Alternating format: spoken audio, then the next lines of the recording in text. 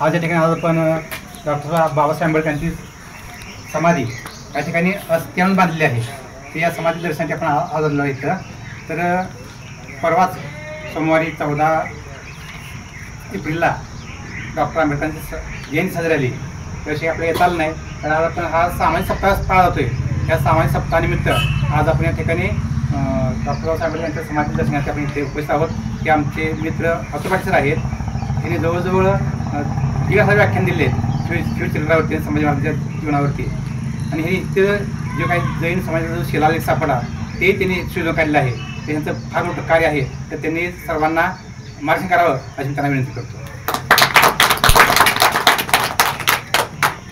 प्रथमतः तुमचे जिल्हा परिषद शाळा कृषीनगर पलूस तुमचं स्वागत करतो.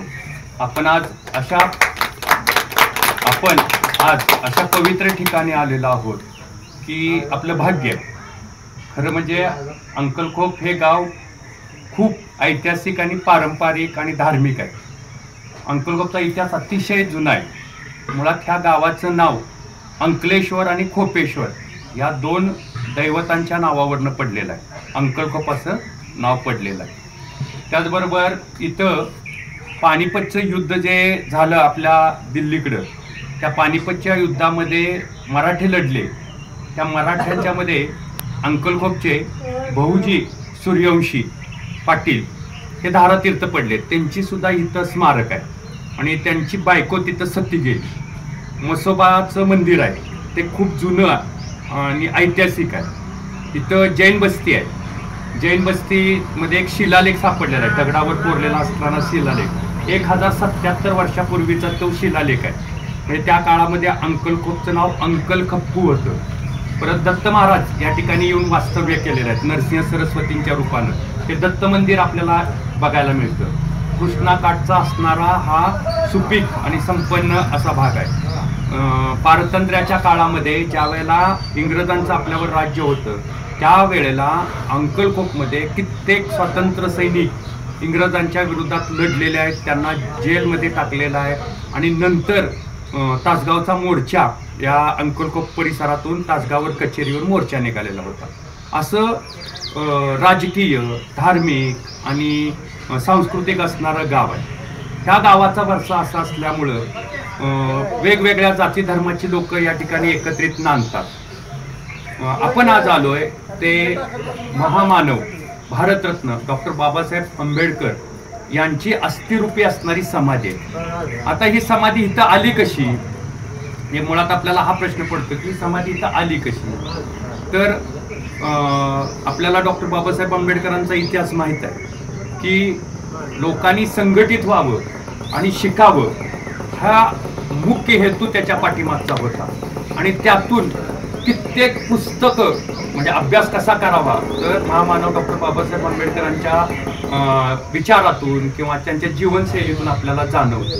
जवळजवळ 34,000 पुस्तकं डॉक्टर बाबासाहेब आंबेडकरांनी वाचलेली आहेत. आपण किती वाचतो आपल्याला माहीत आहे. तर एवढी पुस्तकं वाचलेली आहेत. आणि भारताची राज्यघटनेचे शिल्पकार, आपण जो कायदा म्हणतो आपल्या भारतात जो लागू आहे, त्या घटनेचे शिल्पकार डॉक्टर बाबासाहेब आंबेडकरांना मानलं जातं. कधी तुम्ही त्यांचे मूर्ती बघितल्या का? बघा, एक हात उंच आहे आणि दुसऱ्या हातामध्ये राज्यघटना आहे. काहीच नाही. म्हणजे आपल्याला जायची दिशा ते दाखवतात. आणि दुसरं आपण कशा मार्गानं जायचं, तर त्या राज्यघटनेच्या मार्गानं, कायद्यानं जायचं. हे आपल्याला संस्कारक्षम शिकवलं जातं.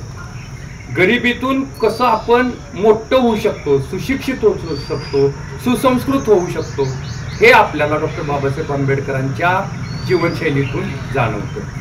मग डॉक्टर बाबासाहेब आंबेडकर अंकलखोपमध्ये आलते. इथं अंकलखोपमध्ये आलते. आणि आल्यानंतर पहिल्यांदा इथं निमणी येराळा नदीच्या काठाला, म्हणजे तासगाव तालुका, तर त्या तासगाव तालुक्यामध्ये निमणी नावाचं गाव आहे. तिथं विश्रामगृह होते. तिथं त्यांनी विश्रांती घेतली. आणि विश्रांती घेतल्यानंतर ते अंकलखोपला आले.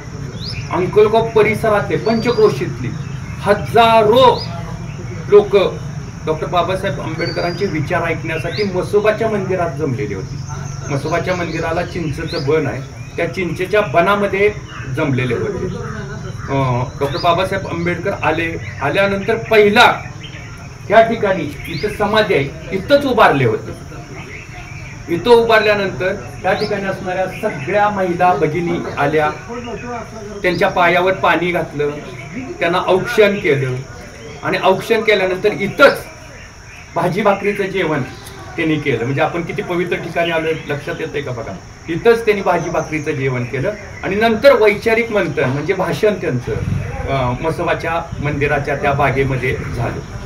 अशी लोक पेटून उठलेली होती की आपण कशासाठी जगायचं आहे आणि का जगायचं आहे आणि आपली दिशा कुठली आहे हे त्यावेळेला डॉक्टर बाबासाहेब आंबेडकरांनी सर्व जनतेला सांगितलं. नंतरच्या कालावधीमध्ये डॉक्टर बाबासाहेब आंबेडकरांचं महानिर्वाण झालं आणि आपल्याला वैचारिक दिशा देऊन आपल्या पूर्ण देशाला वैचारिक दिशा देऊन डॉक्टर बाबासाहेब आंबेडकर निघून गेले.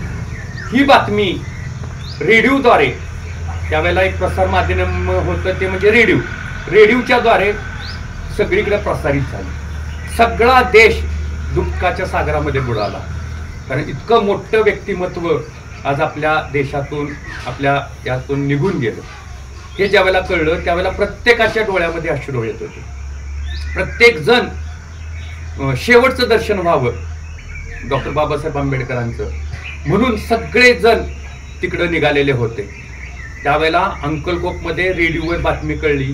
त्यावेळेला इथं असणारे जे काही बांधव आहेत भीमसैनिक आहेत त्यांना तर अश्रू अनावर झाले आणि त्यांनी ठरवलं की काही होऊ दे डॉक्टर बाबासाहेब आंबेडकर आपल्या अंकलकोपमध्ये आलते, आपण सुद्धा आता शेवटच्या दर्शनासाठी तिथं गेलं पाहिजे. मग गेलं पाहिजे म्हटल्यानंतर 4-5 जण तयार झाले. इथं खाली त्यांची नावं आहेत बघा. इथं यशवंतराव लांडगे आहेत, त्याच्यानंतर गणपतराव लांडगे आहेत, रामचंद्र लांडगे आहेत, दुमा लांडगे आहेत. ही सगळी आली आणि आल्यानंतर काय करायचं तर भिलवडी स्टेशनला रेल्वे होती.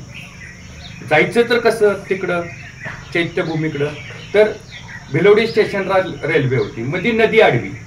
मग ह्यांनी काय केले इथं भिलवडीच्या अंकलकोपच्या त्या नदीच्या काठापर्यंत गेले, कपडे डोक्याला सगळी गुंडाळी, नदीत उड्या मारल्या, पलीकडे पोहत गेले. पोहत जाऊन त्यांनी तिथं भिलवडी स्टेशन गाठलं आणि भिलवडी स्टेशनमध्ये रेल्वेला बसून डॉक्टर बाबासाहेब आंबेडकरांच्या दर्शनासाठी तिथं गेले. प्रचंड जनसमुदाय जमलेला होता. पूर्ण जगातनं लोक आलेले होते. दर्शन घेतलं आणि त्यांनी ठरवलं की आपल्या गावामध्ये डॉक्टर बाबासाहेब आंबेडकरांच्या अस्थी न्यायच्या. मग ते कशा न्यायच्या? सगळी जगातून लोक मागणी करत होती की आम्हाला अस्थी द्या. मग तिथल्या नेते मंडळींना आपल्यातली लोक भेटली. त्यांनी म्हटले कसं शक्य आहे कारण जगातनं मागणी आहे की आमच्याकडे अस्थी द्या, आमच्याकडे हे द्या आणि आपल्याला तर कसं मिळणार. पण ही भीमसैनिक आहेत ते हरले नाहीत. त्यांनी ठरवलं काय पण होऊ दे, म्हणजे एकदा निश्चय केला न्यायचं तर न्यायच्या. मग काय करायचं म्हणून त्यांनी एक योजना केली. ती योजना अशी होती की तिथं राहायचं, अस्थि विसर्जन झाल्यानंतर मग आपण यायचं. असं करत असताना त्या अस्थींचं दर्शनासाठी अशी लाईन लागलेली होती. मग हे सगळेजण 4-5 जण असे दर्शनासाठी जात असताना ज्यावेळेला अस्थीचं दर्शन तिथं होईल त्यावेळेला मागच्यानं धक्का मारायचा आणि पुढच्यानं तिथं खाली पडल्यागत करायचं आणि त्यातल्या अस्थी उचलायच्या. असं करत करत ते पुढे गेले. तिथं दर्शनाच्या तिथं गेले आणि मागच्याने पुढच्याला नुसता असा धक्का मारला. मग पुढचे खाली त्या अस्थीच्या ठिकाणी पडले आणि त्यातल्या अस्थी थोड्या उचलल्या. इतका आनंद झाला त्यांना की किती बघा इतक्या पवित्र अस्थी आपल्याला मिळाल्या आणि त्या पण अंकलकोपमध्ये मिळाल्या. त्या ह्याच्यामध्ये ते आले इकडं आणि जिथं डॉक्टर बाबासाहेब आंबेडकर आलेले होते, ज्या ठिकाणी उभारलेले होते, ज्या ठिकाणी त्यांचं औक्षवण झालं त्याच ठिकाणी आज ही अस्थिरूपी समाधी अंकलकोपमध्ये उभी आहे. आणि आज ज्या वेळेला भारतरत्न डॉक्टर बाबासाहेब आंबेडकर यांच्या जयंती असते, महापरिनिर्वाण दिन असतो, त्यावेळेला ह्या पश्चिम महाराष्ट्रातले सगळी लोक येतात, त्या ठिकाणी दर्शनाला येतात. इथून वैचारिक असणारी ज्वाला, आपण कसं शिवजयंतीला धर्मवीर छत्रपती संभाजी महाराजांच्या जयंतीला गड किल्ल्यांच्यावरनं ज्वालांतक नाही, कारण ती विचार आपल्यात रुजावेत. तसं भारतरत्न डॉक्टर बाबासाहेब आंबेडकरांचे विचार रुजावेत म्हणून इथनं ज्वाला नेली जाते प्रत्येक परिसरामध्ये. ते तरुण येतात, तिथं समाधीला नतमस्तक होतात आणि तिथं ज्वाला घेऊन निघून जातात. अशा पद्धतीनं आमच्या अंकलकोटचं खूप मोठं भाग्य आहे की भारतरत्न डॉक्टर बाबासाहेब आंबेडकरांचे समाधी, अस्थिरूपी समाधी आमच्या अंकलकोटमध्ये आहे. असा हा इतिहास आहे.